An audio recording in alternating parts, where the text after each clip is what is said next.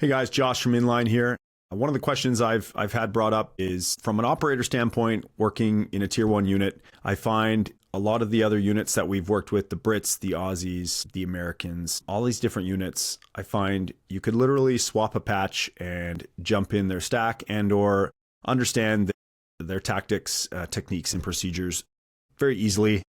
Considering we all come from different types of selections, it all somehow translates out to the same type of warrior and operator. So pretty neat, honestly.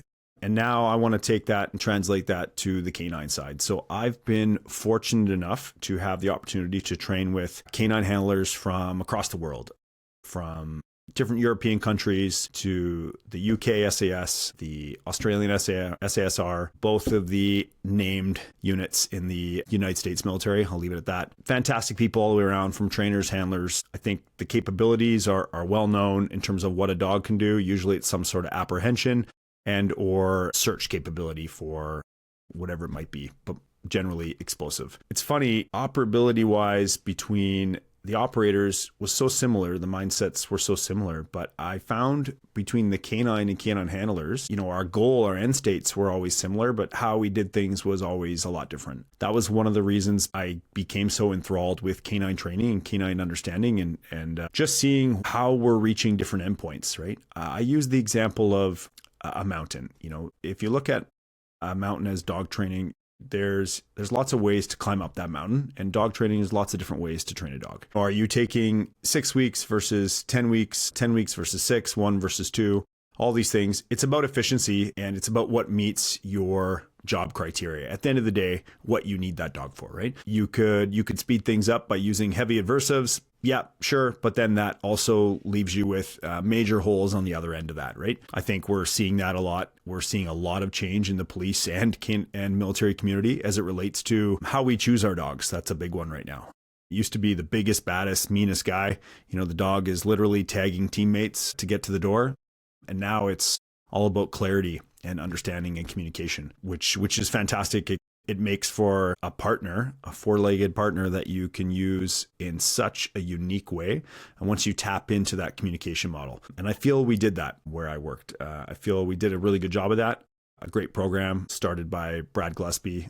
You guys know how I feel about him. I've spent a lot of time listening to him and understanding his training theory and mindset. And that's through his experience of been there and making those mistakes and seeing those changes and learning to evolve.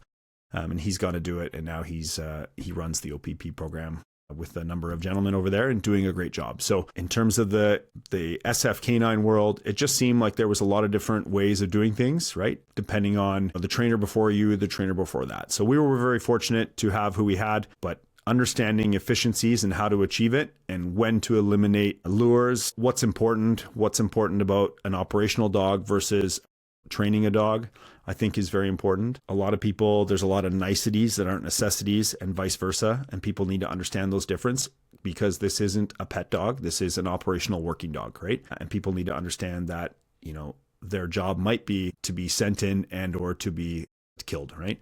It's not something we do with lightly, but those dogs are literally ensure that myself and my brothers can come home to our families, right? So that's not something we take lightly.